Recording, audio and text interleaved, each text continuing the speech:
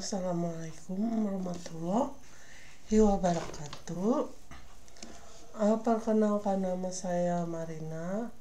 Ya, jadi pada kesempatan ini kita akan di lecture note mungkin kita berbicara tentang kimia dan elektro ya, untuk K3. Tapi di sini di PowerPoint kita mulai dengan mengidentifikasi dan pengendalian potensi bahaya di laboratorium kimia ya, karena teknik elektro sangat berhubungan dengan kimia ya, diantaranya untuk dengan baterai atau mungkin dengan PCB dan kemudian komponen-komponen juga dan lain sebagainya. Nah, di sini ada lembar potensi bahaya pekerjaan ya, di sini ya, lembar potensi bahaya pada suatu kerjaan ditujukan untuk profesional di bidang keselamatan di tempat kerja seperti petugas K3, peneliti utama, dosen dan guru juga pihak lainnya. Terus ada ILO juga, International Labour Organization on Laboratory Worker ya, ini linknya. Kalian bisa lihat di heading ya di sini. Hazard dataset ya. Ya, jadi kalian bisa lihat ya bahaya-bahayanya ya yang di laboratorium ya. Terus nah di sini potensi bahaya fisik ya kalau di lab ya. Jadi jatuh dari tangga dan kejatuhan benda, tergelincir di permukaan licin tidak rata atau rusak, tersangkut misalnya pakaian, rambut, jemari pada alat yang berputar atau bergerak ya, sentrifuge mixer, terus luka bakar jika terkena bahan kimia yang sangat dingin dalam bentuk gas, terus tersengat listrik, keracunan oleh bahan kimia yang berbahaya. Nah, potensi bahaya fisik ada terpotong, tertusuk, kebakaran, ledakan dari bahan kimia yang berbentuk gas, padat, cair, atau dari reaksi bahan kimia yang tidak terkontrol. Ledakan yang terjadi pada alat atau benda yang bertekanan, terbakar karena penggunaan api atau permukaan alat atau benda yang panas, benda-benda yang terpental karena ledakan di dalam autoclave atau sentrifuge ya. Terus kerusakan pada mata karena percikan bahan kimia ya. Jadi di sini keselamatan fisik ya. Jadi kalau kalian berhubungan dengan lab ya, nanti misalnya kerja atau praktik ya, lab kimia tentunya ya. Dan elektro juga bisa berhubungan ya, karena baterai itu kan elektro juga ya. Kadang-kadang pernah juga ada baterai gitu ya yang kita buka, terus disitu kan ada bahan kimia, terus kalau kita kontakin itu dia bisa mengakibatkan ledakan ya atau api gitu ya, bisa meledak. Dan makanya kita sering mendengar kan ada ledakan dari mobil listrik dari baterai ya, baik motor listrik atau mobil listrik ya, mungkin itu ada yang rusak atau ada yang kontak ya, terus ada baterai menggelembung juga, itu bahaya ya. Nah, jadi berhati-hati dalam menggunakan peralatan laboratorium ya. Terus pindahkan jika ada kabel yang dapat membuat orang lain terjatuh ya. Jadi harus rapi ya di pinggir-pinggir ya kabel, atau kalau misalnya ada kabel itu ditutupi dengan pipa ya. Tidak menyimpan barang di jalur lalu lintas laboratorium ya. Nah, di sini terus ketika menggunakan listrik tidak memasukkan benda lain ya. Jadi enggak sembarangan kita tancap-tancapin gitu ya. Terus cabut kabel setelah selesai digunakan. Tidak menggunakan outlet secara berlebihan ya. Jadi pertama kita harus memakai yang kualitas bagus SNI. Terus kita jangan menggunakan outlet berlebihan. Misalnya kalian pernah lihat mungkin ya yang di ilustrasi yang lain. Terus jauhkan dari sumber air ya, bahaya. Nah, di sini ketika menggunakan api, tidak meninggalkan api dalam keadaan menyala tanpa pengawasan. Terus kontainer dari metal dan kaca tidak terlihat panas ketika dipanaskan. Gunakan sarung tangan tahan panas atau penjepit untuk memegangnya ya. Tidak meletakkan kontainer panas langsung di atas bench, lapisi bench terlebih dahulu ya. Nah, terus ini potensi bahaya kimia. Exposure terhadap segala macam bahan kimia yang digunakan dalam masing-masing laboratorium ya. Nah, ini potensi bahaya. Terus ada korosif ya yang bisa berkarat, ada iritan yang bisa mengiritasi, ada toksik ya beracun, neurotoksik ya, asfiksian, alergen, karsinogen ya, mutagenik, teratogenik, radioaktif ya, bahaya semua ya. Istilahnya kalian bisa lihat. Nah, ketika menggunakan bahan kimia, bacalah baik-baik informasi sebuah bahan kimia sebelum digunakan. Informasi ini terdapat dalam MSDS, Material Safety Data Sheet. Tidak menyentuh, mencicip, dan menghirup bahan kimia, tidak mencampur bahan kimia sembarangan. Nah, ketika menggunakan bahan kimia, berhati-hati ketika memindahkan bahan kimia. Pastikan kontainer bahan kimia selalu dalam keadaan tertutup ketika tidak digunakan. Anggaplah seluruh bahan kimia tersebut berbahaya. Ya, berikan label dan simpan bahan kimia sesuai dengan aturan. Ya. Jadi kita harus tahu sifat-sifat bahan kimia ya. Jadi harus diberi tanda juga label. Nah, kemudian exposure terhadap berbagai macam bahan biologi digunakan di dalam laboratorium ya. Ini bahaya biologi.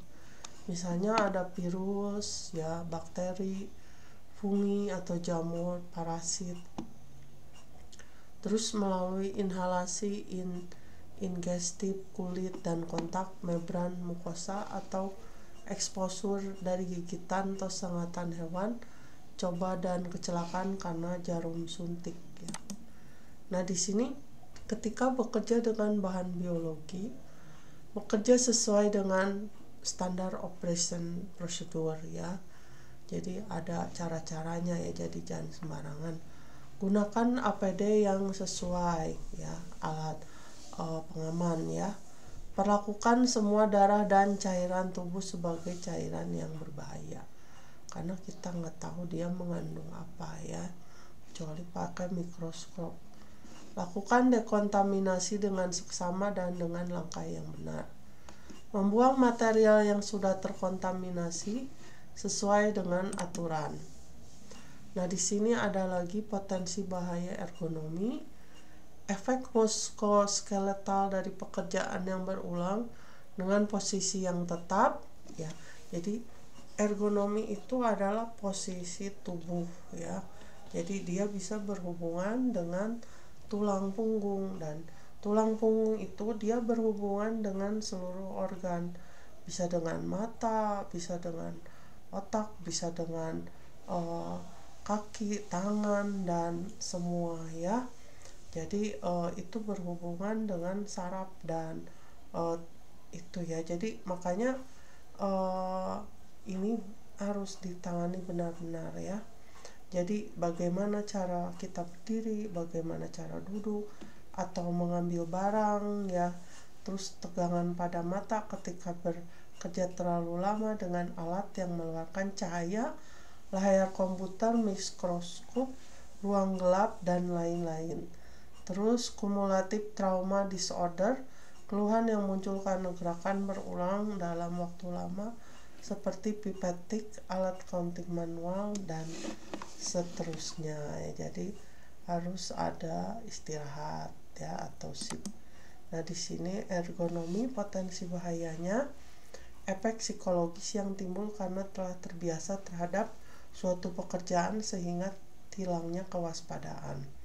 Gangguan bau yang timbul dari bahaya bahan kimia atau hewan coba.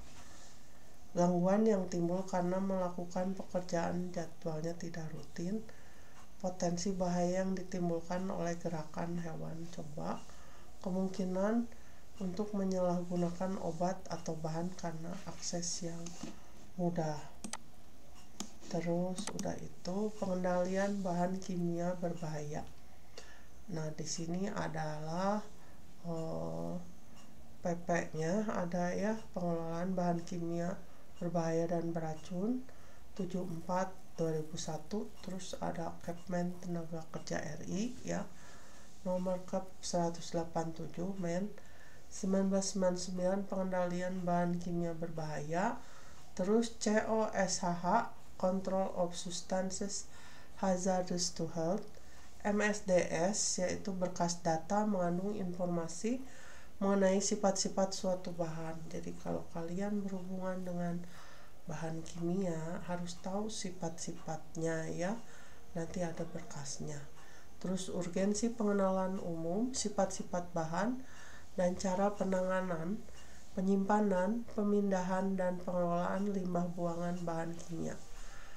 Lembar data ini bertujuan untuk memberikan informasi kepada para pekerja dan personal gawat darurat mengenai informasi penanganan suatu bahan dengan aman. Label pada kemasan bahan kimia, kriteria bahan kimia, nilai ambang kualitas atau NAK, kewajiban para pihak yang terlibat. Nah, di sini ada komponen lembar data keselamatan bahan ya. Jadi nah di sini ada semuanya infonya ya, identitas bahan dan perusahaan, komposisi bahan, identifikasi bahaya, pertolongan pertama, penanggulangan kebakaran, dan seterusnya ya, kalian bisa baca. Nah, di sini lembar datanya ya tuh lengkap ya. Nah, ya di sini tindakan pertolongan pertama apa ya. Terus komponen label pada kemasan ya, mungkin kalian suka lihat ya label pada kemasan. Di situ ada nama produk, identifikasi bahaya, tanda bahaya dan artinya, uraian resiko dan penanggulangannya, tindakan pencegahan, instruksi pada dalam hal terkena atau terpapar, instruksi kebakaran, instruksi tumpahan atau bocor, instruksi pengisian dan penyimpanan, referensi, terus nama, alamat, dan nomor telepon pabrik pembuat dan atau distributor. Nah, di sini ada ya tanda-tanda bahayanya, informasi-informasinya. Jadi harus diperhatikan benar-benar ya, karena ini bahan berbahaya ya. Nah, di sini ada bagaimana cara membacanya, tapi di sini nggak ada. Nah, selalu ingat ya, menjaga lab selalu rapi bersih, baca patuhi peraturan keselamatan kerja di laboratorium, laporkan kepada kepala lab jika ada tumpahan, kecelakaan, dan segala bentuk cedera diakibatkan pekerjaan. Bersihkan dan simpan peralatan lab di tempat aman setelah selesai bekerja. Buanglah produk limbah sesuai dengan peraturan keselamatan. Dan untuk yang teknik elektro juga, limbahnya bisa berbahaya, jadi harus dipisahkan menurut jenisnya ya, jangan dicampur-campur. Kesimpulan, ketahui potensi bahaya dan resiko di lab, lakukan pekerjaan sesuai prosedur keselamatan yang telah ditetapkan, lakukan langkah-langkah eliminasi bahaya, gunakan alat pelindung diri yang sesuai, terus menjaga keselamatan diri sendiri dan orang lain dengan selalu berpikir sebelum bertindak, gunakan akal sehat Anda. Baik, terima kasih. Assalamualaikum warahmatullahi wabarakatuh.